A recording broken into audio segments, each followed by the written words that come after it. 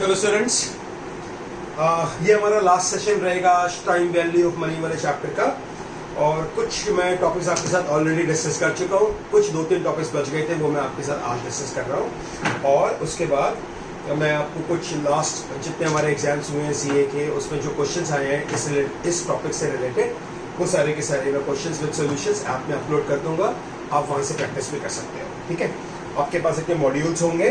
Page number 4.28, page number 4.28 पे पहला वाला formula, this is about present value. Present value का बेसिकली मतलब क्या होता है कि मुझे आज से कुछ साल बाद कुछ रेट ऑफ इंटरेस्ट पे कुछ पैसा चाहिए। फॉर एग्जांपल, आज से 4 साल बाद मुझे 10,000 रुपीज चाहिए और रेट ऑफ इंटरेस्ट है 7%। तो आज क्या वैल्यू होगी उस पैसे की कि वो आके 10,000 रुपीज बन जाएगा, that is known as present value. ठीक है, प्रेजेंट वैल्यू का बेसिक सा सिंपल सा formula, present value is n. ए हम बोलते हैं अमाउंट जो हमें चाहिए आज से थोड़े टाइम बाद जो पैसा चाहिए, that is known as amount. A N I, this is A N. N is जो पैसा चाहिए होगा, 1 प्लस आई। आई इज क्या रेट ऑफ इंटरेस्ट है, N is number of years.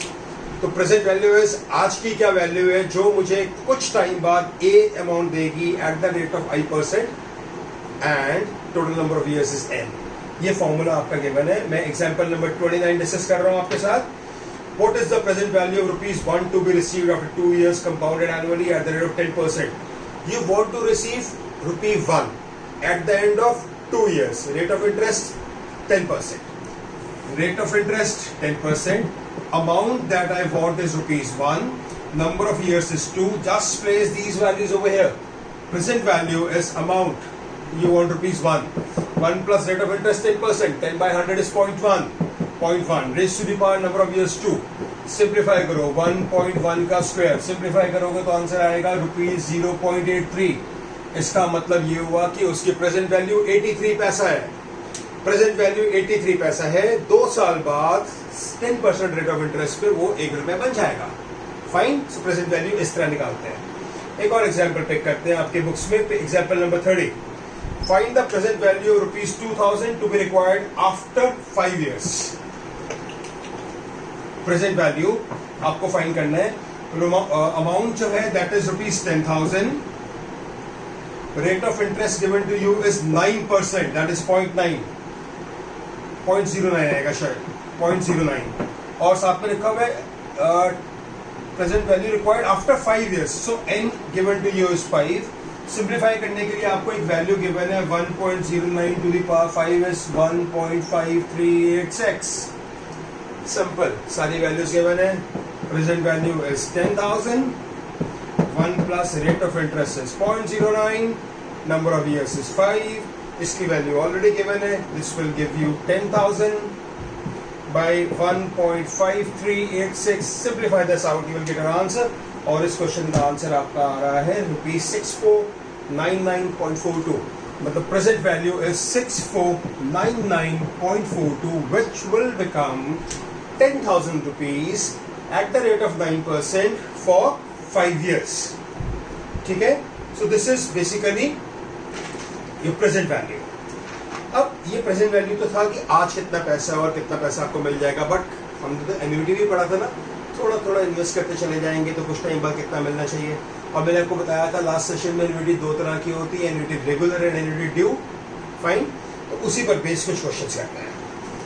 मतलब प्रेजेंट वैल्यू को एन्युटी के साथ मिक्स करके दोनों के दोनों क्वेश्चंस करते हैं।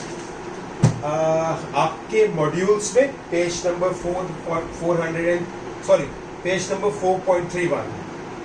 4.31 और इसका फॉर्मूला आपको गिवन है। पहले आप चेक करो, आपको फॉर्मूला गिवन है इसका 4.30 पर थर्ड लास्ट स्टेप में, A इक्वल टू V/P/NI। एक ही बात है, बस नाम चेंज हुआ, अल्फाबेट्स यहाँ पे चेंज रहेंगे। This is amount V/P/NI। बात वही है, number of years, I is rate of interest, A is amount. ठीक है, पेज नंबर 4.31 पर आपका पहला question, S borrows ₹5 lakh to buy a house। उससे 5 लाख रुपए बोरो कर रहे हैं। मैंने यहाँ पे इक्वेटेड मंथली इंस्टॉलमेंट, जिसे EMI नहीं बोलते हैं, वो कैलकुलेट करने की कोशिश कर रहा हूँ। एस ने बोरो किए ₹5 लाख, जो अमाउंट बोरो किया दैट इज वी, जो उसकी वैल्यू है 5 lakh rupees. If he pays equal instalments for 20 years, 20 years तक वो इक्वल इंस्टॉलमेंट पे करेगा और रेट ऑफ इंटरेस्ट है 10%, दैट इज आई हो जाएगा 10/100, that's 0.1%, 0.1। Interest on outstanding balance, what will be the equal annual instalment. जब हम होम लोन लेने जाते हैं, कार लोन लेने जाते हैं, पर्सनल लोन लेने जाते हैं, हम बताते हैं कितने साल के लिए चाहिए, गवर्नमेंट या फिर बैंक बताता है कितना रेट ऑफ इंटरेस्ट लेगा, और इस कैलकुलेशन से वो बताते हैं कि EMI that's equated monthly instalment या फिर इक्वल एनुअल इंस्टॉलमेंट जो क्वेश्चन में लिखा है वो कैसे आएगी। सिंपल, आपके पास वी गिवन है 5 lakh, P number of years है 20, रेट ऑफ इंटरेस्ट है 0.1, आपको अमाउंट फाइंड करना है। ये वाली वैल्यू सब सिंप्लीफाई करो, एक टेबल गिवन है आपकी बुक में, टेबल 2 है, वहां से वैल्यू चेक करोगे तो इसकी वैल्यू आएगी 8.51356, तो answer will be 5 lakh 8.51356। Simplify करोगे तो आंसर मिलेगा 58,729.84 रुपीज। मतलब अगर कोई 5 लाख रुपीस, 5 लाख का अगर 58,000 आएगा, सॉरी 58, ठीक है। अगर कोई 5 लाख रुपीस का लोन लेता है, इक्वल इंस्टॉलमेंट पे करनी है उससे 20 ईयर्स के लिए 10% इंटरेस्ट पर, तो हम उसके अंदर उसको 58,729.80 का वो इंस्टॉलमेंट पे करना होगा ना। इक्वेटेड मंथली इंस्टॉलमेंट तो मंथली में जाती है, यहाँ इस क्वेश्चन में इक्वेटेड मंथली इंस्टॉलमेंट नहीं था, इस क्वेश्चन में था equal annual instalment. So this is about annual, कि हर साल वो कितना कितना पैसा पे करेगा। जनरली हम जब लोन लेते हैं तो क्या करते हैं, इक्वेटेड मंथली इंस्टॉलमेंट आती है, that's car loan, home loan, personal loan के लिए, बट इस क्वेश्चन में था एनुअल इंस्टॉलमेंट, तो ये इक्वेटेड एनुअल इंस्टॉलमेंट, हर साल वो 58,729.84 रुपीज पे करता रहेगा, तो उसका लोन 20 ईयर्स में खत्म हो जाएगा। फाइन, अगला question, example number 32। ₹5,000 is paid every year for 10 years to pay off a loan। अब हम बात कर रहे हैं कि हम कितना पैसा दे रहे हैं। पिछले क्वेश्चन में क्या था, कितना हमने अमाउंट लिया था, दैट वाज वी। अब हम कितना पैसा पर मंथ या पर ईयर पे करने वाले हैं। 5,000 is paid every year for 10 years, तो मतलब मैं अमाउंट की बात कर रहा हूँ, कितना अमाउंट पे कर रहे हो आप, 5,000, कितने ईयर्स के लिए, 10 ईयर्स के लिए। रेट ऑफ इंटरेस्ट गिवन है 14%, दैट्स 0.14। यहाँ वैल्यू पुट करते हैं 5,000 V P number of year 0.14। अगर वैल्यू फाइंड करनी है दिस विल बी 5,000, यहाँ के मल्टीप्लाई हो जाएगा 10.14। इसकी वैल्यू आप टेबल में से देखोगे, टेबल में से वैल्यू आपकी आती है 5.21611, 5.21611 सिंप्लीफाई करोगे तो 26080, ये इसकी वैल्यू 0.55। फाइन, तो कभी आपको गिवन होगा कि आपने क्या लोन अमाउंट लिया था। पिछले क्वेश्चन में लोन अमाउंट था 5 लाख और हमने इंस्टॉलमेंट्स फाइंड करी थी। इस क्वेश्चन में इंस्टॉलमेंट्स गिवन है और हमें लोन अमाउंट पता करना था, तो लोन अमाउंट आएगा 26080 एंड 0.55 भी आएगा। ठीक है, एक और एग्जांपल आपकी बुक में पेज नंबर 4.32 पर, इसी कॉन्सेप्ट पर। It says, why bought a TV costing ₹13,000, making a down payment of ₹3,000 and agreeing to make equal installments afterwards। 13,000 का टीवी लिया, 3,000 तो अपफ्रंट पे कर दिया, तो लोन कितने का हुआ, 10,000 का ना। 13,000 का टीवी लिया था, टीवी लेने के साथ ही 3,000 रुपीज सबमिट उसे दे दिए, तो लोन अमाउंट बच गया 10,000 रुपीज का। नाउ लोन अमाउंट क्या होता है, V, तो it is 10,000। Okay, and this is they say that the rate of interest is 14% and number of years is 4. Number of years is 4, rate of interest is 14%, which will become 0.14, 4.14, and then ये find करना है, this is 10,000। इसकी value table में से देखोगे तो 2.91371, simplify करोगे तो 3432.05, 3432.05 की आपकी इंस्टॉलमेंट आ जाएगी। Fine, okay. आपको ये जो क्वेश्चंस थे जहां पे कुछ वर्ड नहीं लिखा होता, मतलब होता है एन्युटी ड्यू की बात हो रही है। एक इंस्टॉलमेंट ड्यू का क्या सिस्टम था, एक टाइम खत्म होने के बाद। अब अगले वाले क्वेश्चन में आएगा, सॉरी मैं ड्यू बोल रहा हूँ, रियली सॉरी। एन्युटी दो तरह की करी थी हमने, एक एन्युटी ड्यू जो एन्युटी इमीडिएट होती है और एक जो एक पर्टिकुलर टाइम के बाद दी जाती है, फाइन। तो जब क्वेश्चन पे कुछ नहीं लिखा होता, जैसे मैंने जो क्वेश्चन पढ़े सारे के सारे, इसमें कहीं पे भी ऐसा नहीं लिखा हुआ था कि वो इंस्टॉलमेंट पहले दी जा रही है, तो हम इस बात को मान के चलते हैं कि वो एक पीरियड के बाद में पे करा जाएगा, फाइन।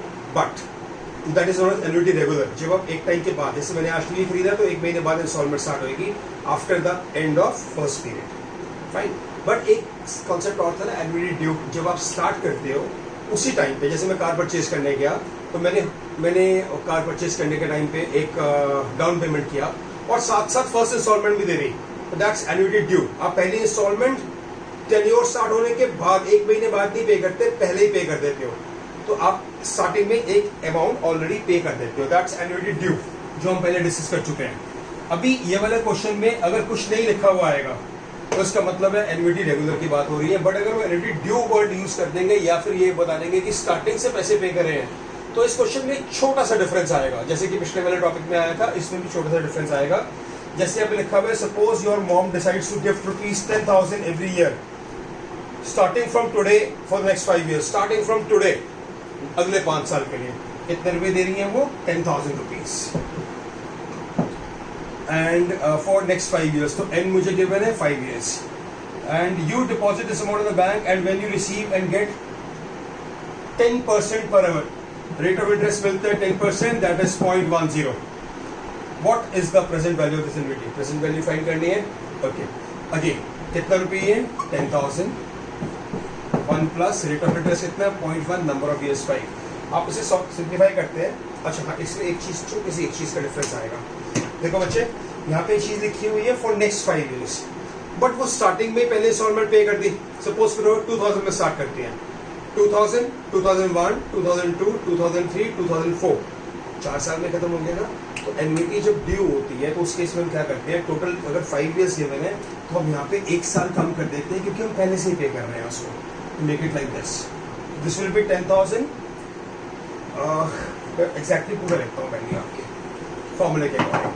10,000 पी कितने ईयर्स हो गए? 4, और क्या रेट ऑफ इंटरेस्ट है? 0.10। इससे आप सिंप्लीफाई करोगे, आपका आंसर आएगा 31,698.70, ये वैल्यू आएगी। बट आपने एक इंस्टॉलमेंट तो पहले भी पे करी थी ना, स्टार्टिंग में ही फर्स्ट 10,000 पे किया था। ऐसे क्वेश्चन में आके एक चीज का डिफरेंस और आ जाता है कि जो भी अमाउंट होता है 10,000 वो एक बार फिर से ऐड होएगा। 31,698 में 10,000 ऐड हो जाएगा, कि आप फर्स्ट ईयर पहले ऑलरेडी पे कर चुके हो, तो दैट विल गिव यू 41,698। तो दो डिफरेंसेस ध्यान रखने हैं, दो डिफरेंसेस। पहला, जितने भी नंबर ऑफ ईयर्स गिवन है उसमें से एक कम हो जाएगा, क्योंकि आप ऑलरेडी स्टार्टिंग पे पे कर रहे हो। एंड सेकेंडली, जो भी आपका आंसर आएगा उसमें फर्स्ट इंस्टॉलमेंट ऐड कर देना, क्योंकि आपने स्टार्टिंग में पे कर दिया था। Fine, okay. तो this was a topic based on present value in this. Next topic पे आते हैं, दैट इज सिंकिंग फंड।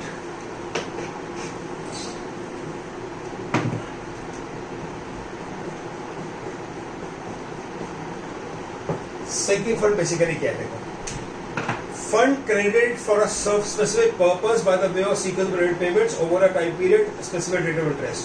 आप कुछ पैसा कुछ पर मंथ या पर इंस्टॉलमेंट पे करते चले जाते हो कि एक अमाउंट बाद में जाके इकट्ठा हो जाएगा, तो this is known as sinking fund. Generally companies अपने किसी न किसी प्रोजेक्ट के लिए, या कभी कभी कोई ऐसी प्रॉब्लम ना आ जाए, उसके लिए कुछ पैसा ऑलरेडी अलग रखने की कोशिश करती हैं कि कुछ प्राइसेस आ जाए, कुछ हो जाए। तो उस केस में कभी कभी स्ट्रैटेजीज में चेंजेस लाके वो ऐसे फंड्स को जनरेट करती है। और कभी कभी तो पर्पसली करे जाते हैं कि हाँ 2 साल बाद 3 साल बाद ये चीज़ परचेज करनी है, ये मशीन परचेज करनी है, यहाँ पे प्लांट लगाना है, तो कितना पैसा आज से जोड़ना पड़ेगा। फाइन, हाउ मच, मैं एग्जाम्पल नंबर 35 पर हूँ, पेज नंबर 4.33 है। How much amount is required to be invested every year so as to accumulate ₹3 lakh at the end of 10 years। आप चाहते हो कि आपके पास जो टोटल अमाउंट इकट्ठा हो जाए वो हो जाए 3 lakh rupees. Number of years आपको गिवन है 10, रेट ऑफ इंटरेस्ट आपको गिवन है इस क्वेश्चन में 10%, दैट इज 0.1। फाइन, नो इसका अमाउंट का फॉर्मूला प्रिंसिपल AN है, यही वाला फॉर्मूला है, बस इसको यहाँ मल्टीप्लाई कर दिया। तो आपको कितना पैसा चाहिए? 3 लाख। आपको चाहिए अमाउंट 3 लाख।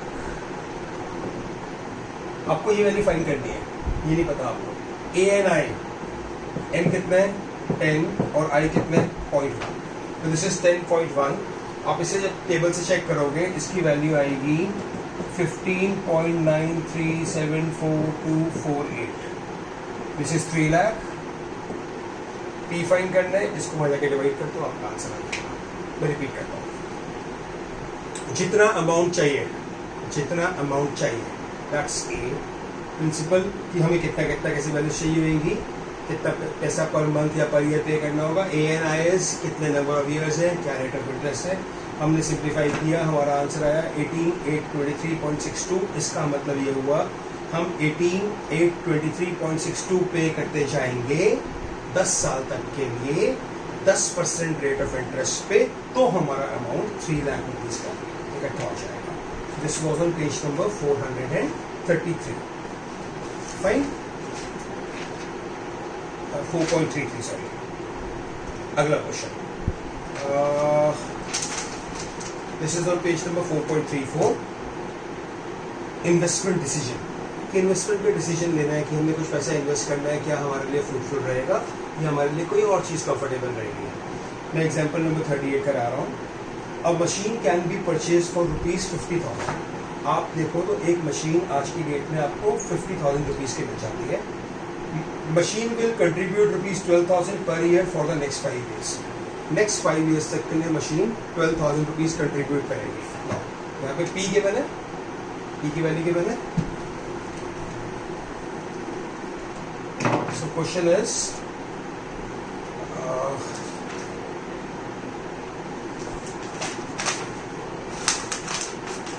मैं रिपीट करता हूँ क्वेश्चन में। It was a machine is purchase for ₹50,000।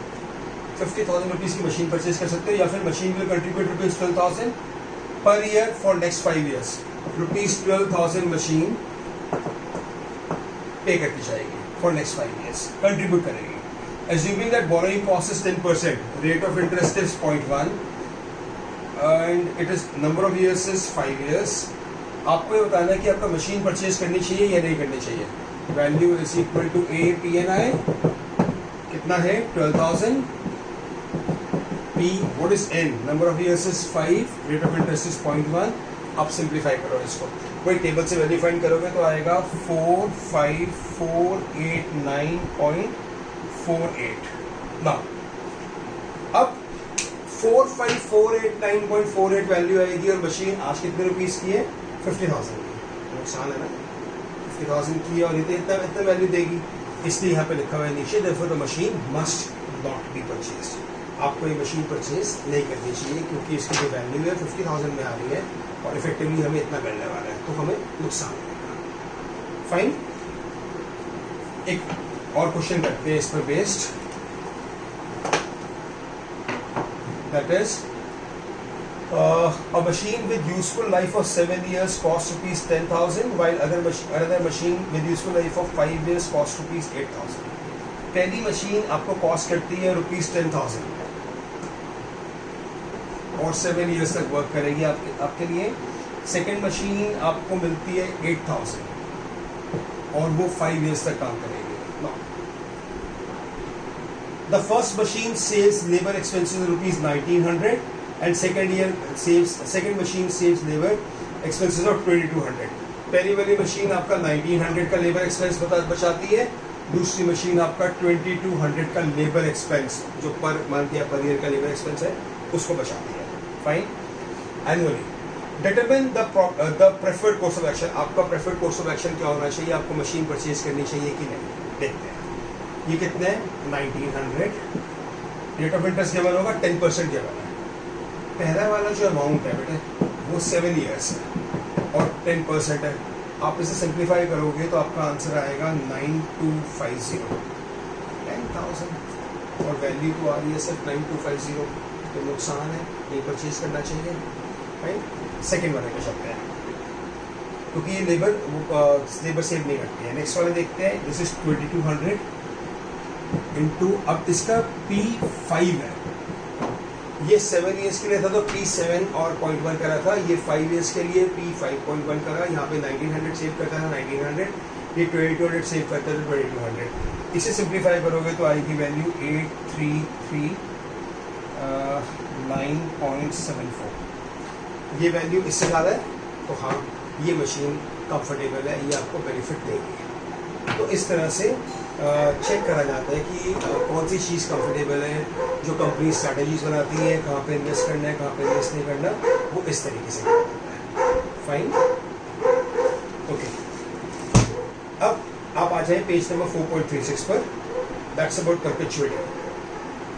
It is an annuity in which the periodic payments or receipts begin on a fixed date and continue indefinitely. Indefinitely चलती चली जाएंगी। कैसे होगा indefinitely, ये समझाता हूँ आपको अभी, एक एग्जाम्पल के हेल्प से समझाता हूँ।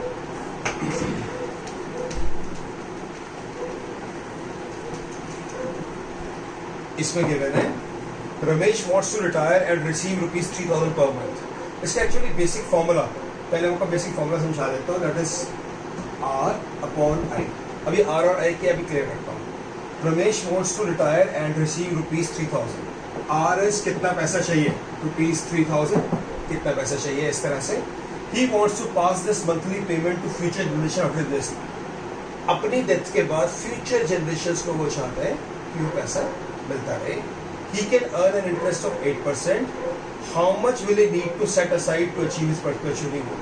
कितना पैसा उसको चाहिए होगा कि वो अलग रखे ताकि इस रेट ऑफ इंटरेस्ट पे इतना पैसा उसकी डेथ के बाद भी लोगों को मिलता रहे। अब इंडेफिनिट हो गया ना, पता नहीं डेथ का वैल्यू है, कब तक पैसा जाना है उसके बाद, इसलिए आर मुझे गिवन था 3000। उसने कहा कि वो to pass monthly payment generation 8% पे। रेट ऑफ इंटरेस्ट गिवन है 8%। 8% का हो जाएगा 0.008। बट ध्यान से देखो, उसने वर्ड यूज करा, वो मंथली पे करना चाहता है तो बाई 12, मंथली में बाई 12 करते हैं हम लोग। तो this will give 0.08 by 12, this will come out to be 0.00667। ये आया जाएगा, सिंपल सा फॉर्मूला है इसका, R by I। R कितना है 3000, 0.00667। सिंप्लीफाई करोगे तो 4,49,775 रुपीज, 4,49,775 रुपीज चाहिए। Just a minute.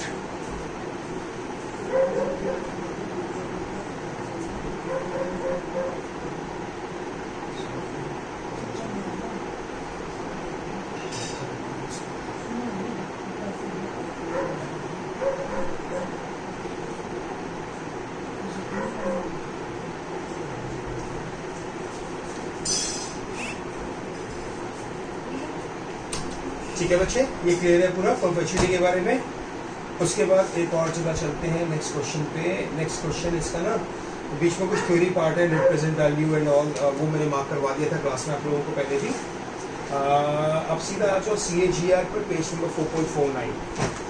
Page number 4.49, compounded annual growth rate.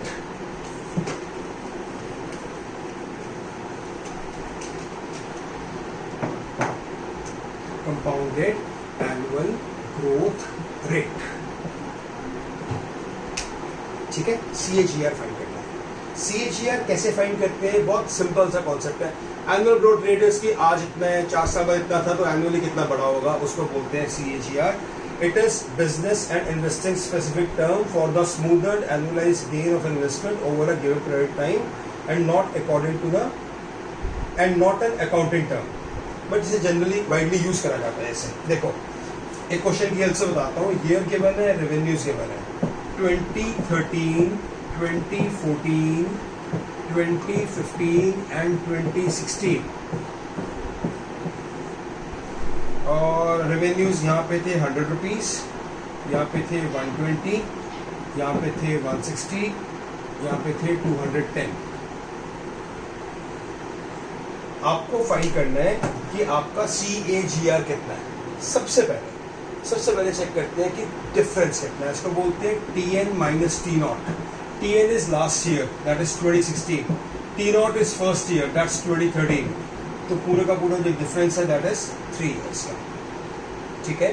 अब आपको इसे बोला कि CAGR फाइंड करो। बेसिकली हम करते कैसे CAGR, सिंपल CAGR का कॉन्सेप्ट होता है जो लास्ट वैल्यू है अपॉन जो फर्स्ट वैल्यू थी डिवाइडेड बाय 1 अपॉन दिस। अगर 3 ईयर्स है तो क्यूब रूट, 4 ईयर्स होता तो 4th रूट, 5 ईयर्स होता तो 5th root and so on. Last value divided by the first value upon the difference between them. जैसे यहाँ पे आप सिंप्लीफाई करोगे तो आपका आंसर आएगा 27 0.74%, सॉरी -1 भी करते हैं क्योंकि स्टार्टिंग वाला सब्ट्रैक्ट करना होता है। तो ओवरऑल में आंसर है 27.74%। आई रिपीट, जब आपको CAGR निकालना है, कुछ सालों का कंडीशन गिवन रहेगा, टोटल ईयर्स निकाल लो, लास्ट ईयर में से फर्स्ट ईयर सब्ट्रैक्ट कर दो, total number of years n आ जाएगा। उसके बाद जो लास्ट वैल्यू है divided by the first value whole to the power 1 upon जो नंबर ऑफ ईयर्स इतने भी आए थे -1। So this will give you CAGR। CAGR basically average returns के लिए चेक करा जाता है, कंपेयर करने के लिए कंपनीज को, और कभी कभी फ्यूचर को फोर्सी करने के लिए कि कैसा होगा, क्या चेंजेस आ सकते हैं, उन सब के बारे में। फाइन। सो बच्चे, this is all about time value of money. पूरा चैप्टर कंप्लीट हो गया है आप लोगों का। आई रिपीट, मैं एक तो आप सोल्यूशन सारे आपके पास ये वाली बुक में है ही, आप क्लासेस चेक कर लेना, और मैं आपके पास कुछ क्वेश्चंस जो लास्ट ईयर आपके एग्जामिनेशंस में आए थे वो भी बहुत जल्दी ऐप में, गेम ब्रेन की ऐप में अपलोड कर दूंगा। आप वहाँ से उसको प्रैक्टिस कर सकते हैं। Fine, thank you.